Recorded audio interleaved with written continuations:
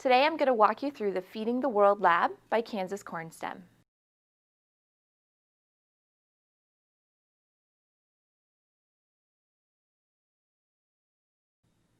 Hi, today I'm going to walk you through the Feeding the World lab by Kansas Corn Stem. My name is Lacie and I am a lead teacher for Kansas Corn. I'm also a science and agri-science teacher at Newton High School. So what you'll see in front of me here is a little bit of the setup that I would provide my students for the Feeding the World lab. Okay, so the very first thing that we're going to start with here is sterile technique. Okay, it is super important that we teach our students about sterile technique early on because that's going to impact them as they do more microbiology labs further through. So as you can see, we have some important points to discuss here. We need to keep things clean. We need to make sure that we use disposable items that are one-time use. And so you'll see that we use things like a red Solo cup and my favorite, the puppy pad. All of these things that we are using are to show kids that it's important to keep their things nice and clean. Their lab station should be next to godliness, basically. So what we have here on our setup is we've got our puppy pad that is absorbent, that allows us to pick up any spills so that we don't end up with E. coli solution basically on our lab table. We also have everyone's favorite red Solo cup. It's got a 10% bleach solution in the bottom. It doesn't take much, just enough to cover the bottom, and that's really all you need. It's important to keep this guy on the puppy pad because you never know when someone is accidentally going to knock that over.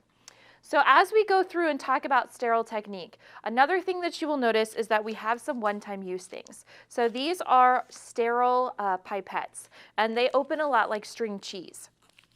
So if you open the top, they peel apart here. Once you use it, you can put it back in here and throw it away in the trash. Okay? So as we're going through this, make sure that you show your kids about sterile techniques, but more importantly, make sure that they're using sterile technique. So let's dive right in. What we're going to do today is we are going to actually start by selecting one colony off of our starter plate. We're going to take our yellow loop, gently scrape one colony off of that and put it in the plus tube. So here we go. What we have here is our starter plate. This starter plate was prepared for me at least 24 hours in advance. And if I open up the plate and show you, you can see all of these little tiny dots. Okay? They might be a little hard to see, but trust me, they're there. Okay? These guys are colonies, and each one of these colonies represents a mass of bacteria cells that basically formed from one bacteria cell taking hold right there on our LB agar. So it's got all the nutrients that it needs to grow right there. What we're going to do is we are going to take our plus and minus tubes, which we have already labeled. They also have 250 microliters of transformation solution that are in here already. What we're going to do is take one colony off of our plate. So remember, this is another sterile technique moment. So you open the zipper top and push this all the way up like that. So all I'm touching is one at a time. I'm going to flip open my tube. I'm going to start with the minus tube, hold it in my hand, and grab a hold of the plate. Now, using my loop here, instead of stabbing it, I'm going to gently glide across the surface.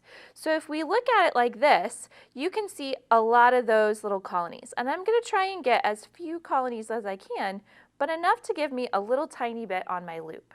So it's really hard to see on here because these are kind of off-white colonies on a yellow loop, but I guarantee they're there.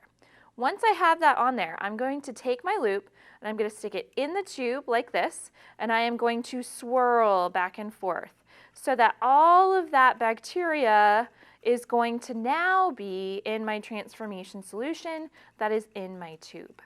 Okay? So I keep doing this for about 20-30 seconds to make sure that everything gets off there. Then I tap the edges. This has bacteria on it. It goes in the Solo cup. Now I'm going to go ahead and shut my lid, put it back in my float. I'm going to repeat the process with the plus tube. Same process again. Make sure I push up only one. Take a hold of my plus tube. Grab my bacteria. going to put the lid on now.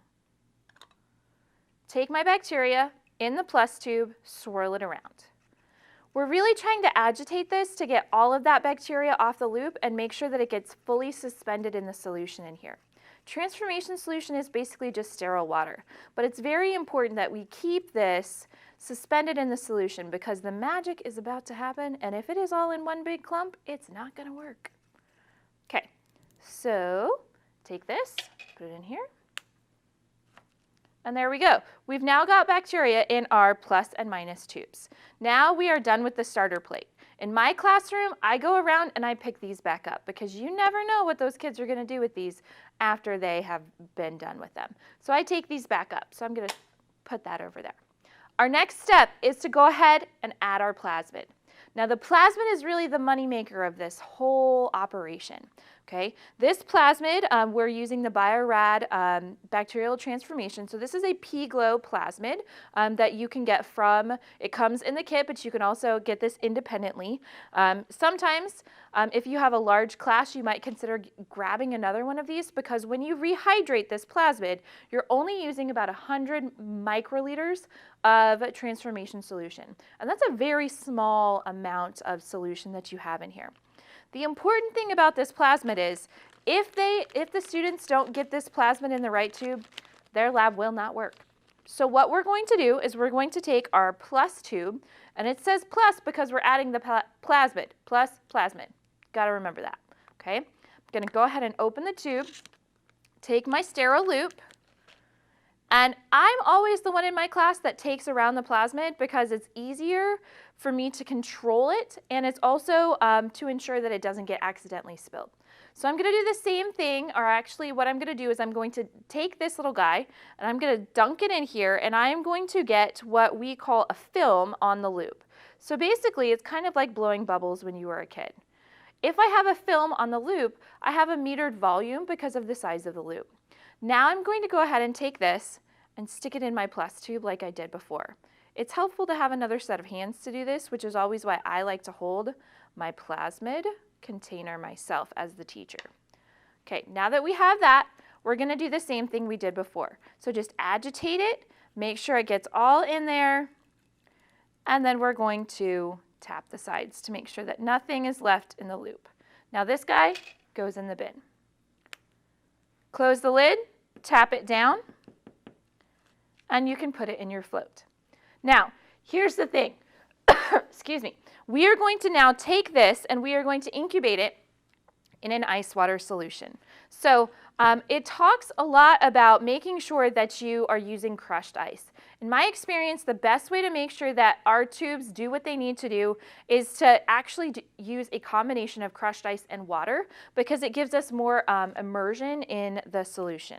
So I'm going to make sure that these are pushed all the way down, and I'm going to plop it in my ice water solution. So these are floats. They're designed to float. They're not going to sink, but it's important to make sure that you push those all the way down so that they're in there. Now we're going to let this rest for about 10 minutes worth of time. And it's important to always have a kid being the timer. And I usually try to use the most reliable kid in the group to be the timer. So 10 minutes goes by. What do I do with my kids for 10 minutes, you ask? So glad. So here is a great place that we can talk about what is happening. So while we're incubating on ice, you can talk to your students about what plasmids really are. So plasmids are a naturally occurring piece of DNA that can be transferred back and forth between bacteria species. This happens all the time in nature. You can see on the top, we have a little drawing of that, and it shows the extra piece of DNA that gets duplicated and basically transmitted across what we call a bridge from one bacteria to another. And this is a great way for bacteria to earn new traits from one another, and it's also one of the leading ways that our bacteria can develop antibiotic resistance, because once we have a plasmid antibiotic resistant gene, it can get transmitted from bacteria to bacteria. Okay? Now, why do we care about plasmids in this case? Well, plasmids are a way for us to take DNA from one organism and put it in a different organism. So as you can see here, we can design our own organisms using this. Why does this matter for agriculture? Well, we actually have transformed plants using bacteria DNA to help them be more insect resistant. This is a way that we can show our students to do this in a much more controlled environment. So by exploiting nature, we can create our own species. And this is also how we create insulin now.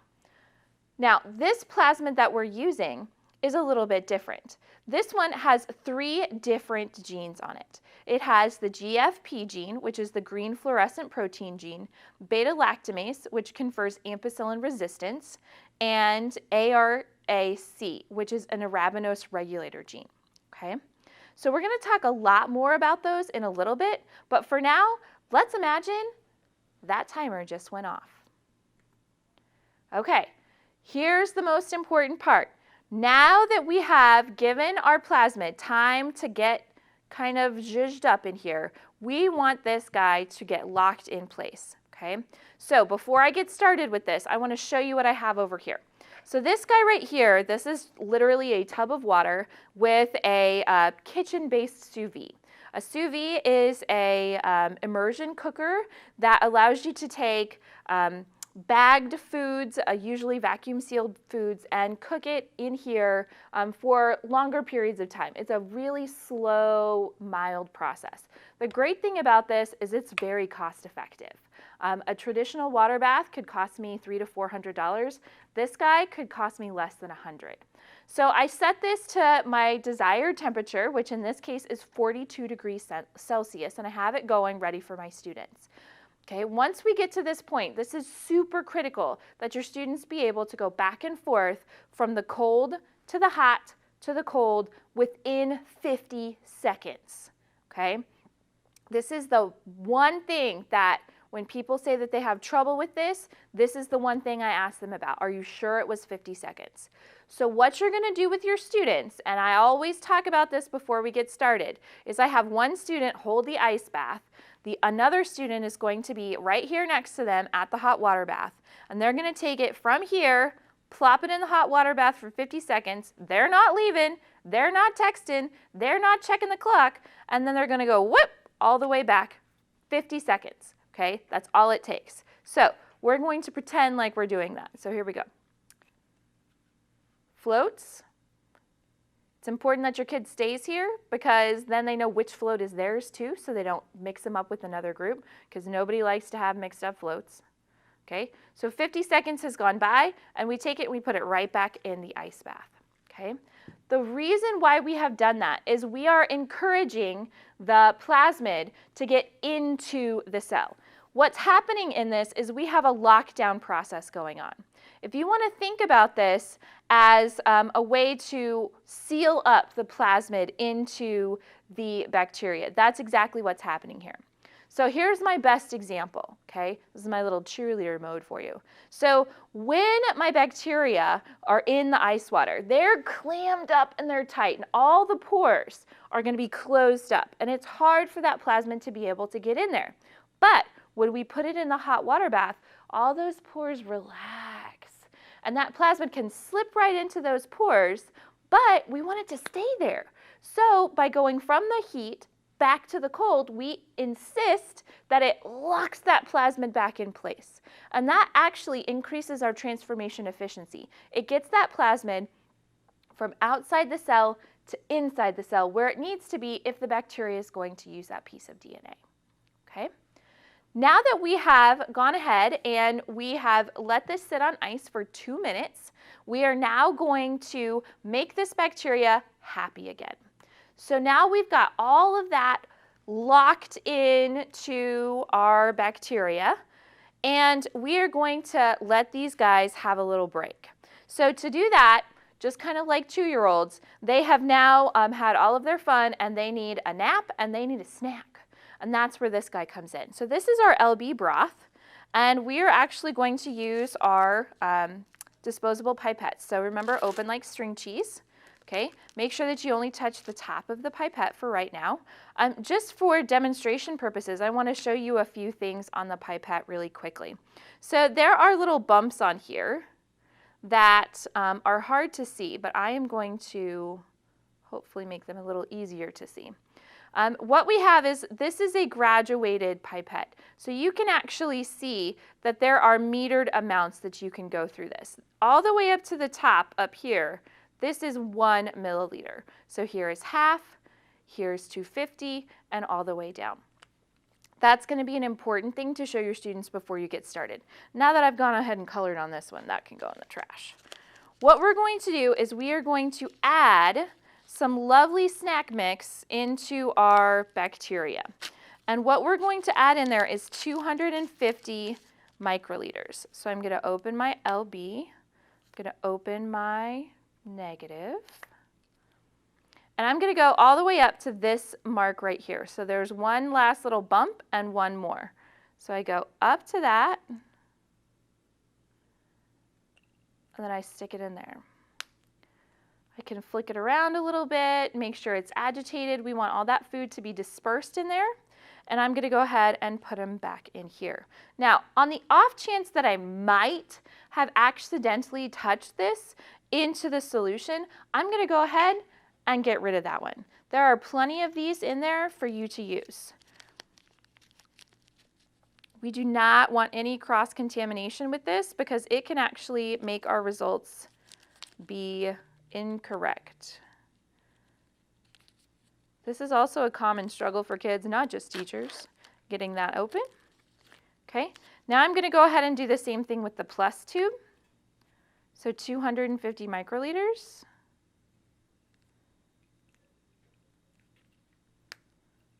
I'm done with both. I'm going to go ahead and shake that around and stick it in there. Okay. Now we have another waiting game, but that's okay because it's another great time to talk to your kids about what do we actually expect to happen here. So when we talk about predictions, it's really good to have a nice chart for students to write things down in. Now what we're going to do is we're going to take some of the plus tube and some of the minus tube, and we're going to put them on different plates that have different growth medium. We have our LB plate that's going to get the minus P-glow tube, our LB ampicillin plate that also gets minus P-glow, and we have plus P-glow, with LB ampicillin arabinose and LB ampicillin. One of the things that you can have your students do is you can actually have them go through and label the plates. So if you see on these, they're identical plates. So LB and ampicillin, we get both a plus and a minus. And so I have labeled them both plus and minus. Okay. The next thing is I'm going to model the same thing. So LB ampicillin arabinose, if I look at my chart, also has a plus, and LB gets a minus. And I just followed the chart right there. So now that I have this on there, I start asking my students, okay, so if I have regular bacteria that has nothing added to it, minus plasmid, nothing added to it, I didn't add anything special, is it going to grow on this plate? This is an LB plate. Hopefully, they start to thinking, well, our starter plate was also an LB plate, nothing else added to it. So hopefully they get the idea that, this one's probably going to grow.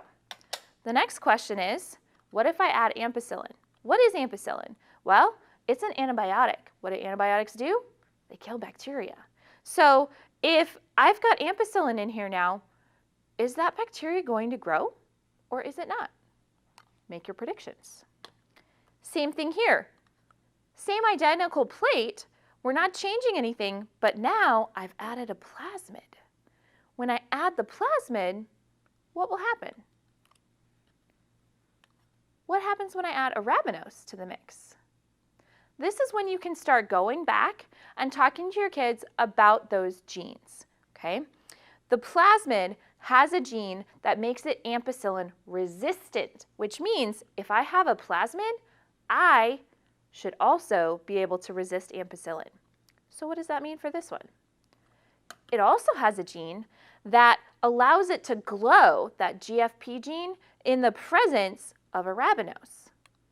So what's that mean for this one?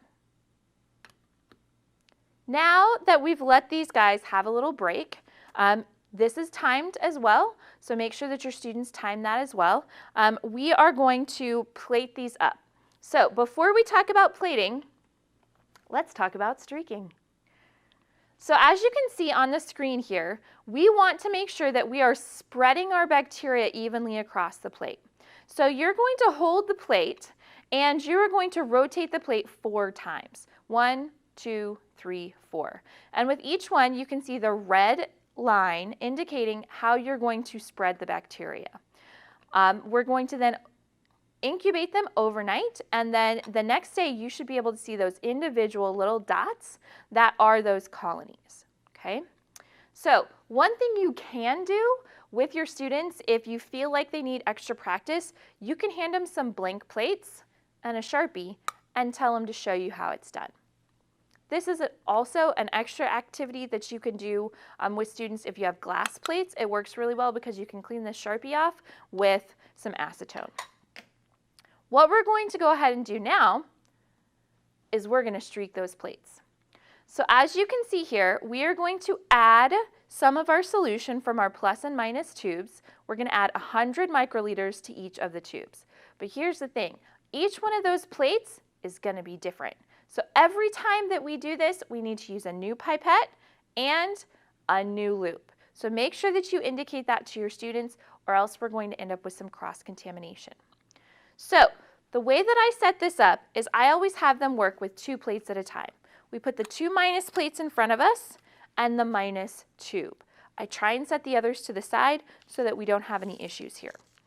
If they're all right under your hands, then you can sometimes end up with putting the wrong stuff on the wrong plate, and that's not good. So here's my pipette. Now last time we went to here, this time we're going to go to 2 bumps up. So that's just before it starts a gradual increase. So I'm going to go ahead and I'm going to take my plate. I'm going to flip it upside down. I'm going to suck up some of my bacteria juice and I'm going to put it on there. Once it's on there, I want to go ahead and close this lid so that I don't let a bunch of air or fungal spores in there as well. I flip this plate over. Now remember, these 2 plates are different, so I need to make sure that I use another pipette.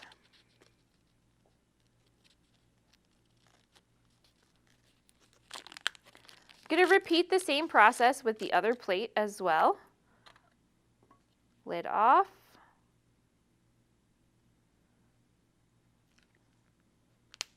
I'm now done with my minus tube. Lid on. Now that I have these, I'm going to go ahead and spread it around. So I've got my loop here. I'm going to use my minus plate, and I've got my solution right here in the middle. It's hard to see, but it's right there. And what I'm going to do is I am going to go back and forth, quarter turn, back and forth, quarter turn, back and forth, quarter turn, back and forth. Now that I've spread all of that around, it looks much more spread out on here. And if I've done it correctly, you can kind of see the lines very lightly. One thing to look out for is that students don't get too aggressive with this. If you are puncturing that auger, you are being way too tough with this. Now that we've got these, we're going to go ahead and close that up. So I'm going to repeat the same process, streaking all of these around, doing the same thing again with the plus tube as well. When I'm done with that, once I have it spread, I'm going to go ahead and flip them upside down, tape them together, and stick them in the incubator. After 24 hours, this is what you'll see. So I have 2 minus plates here. This one is a little hard to see, but there's an actual lawn growing on here. You can't even see those individual colonies. They're one big mass. This one, LB amp with the minus, completely clear. LB amp with plus, I've got colonies. LB amp with arabinose, still colonies. But which one is glowing? So that is where we take our lovely little black light. From here, I can actually go in and I can see that this guy glows green. This means that our plasmid was taken up, our GFP gene is being expressed, and it's allowing it to produce that GFP protein. So what we just did is we made a GMO. We took a bacteria that doesn't do that. You can look at my starter plate, doesn't do that. You can look at this starter plate over here, doesn't do that. And we made it glow. As you talk to your students about this, you can talk about how is this process similar to how we have made things like BT corn? How does that allow us to make advances in how we can feed the world? How does it allow us to basically grow more crops and feed more people? That's what we're really about. We need to take care of the world, and this is one way to do it.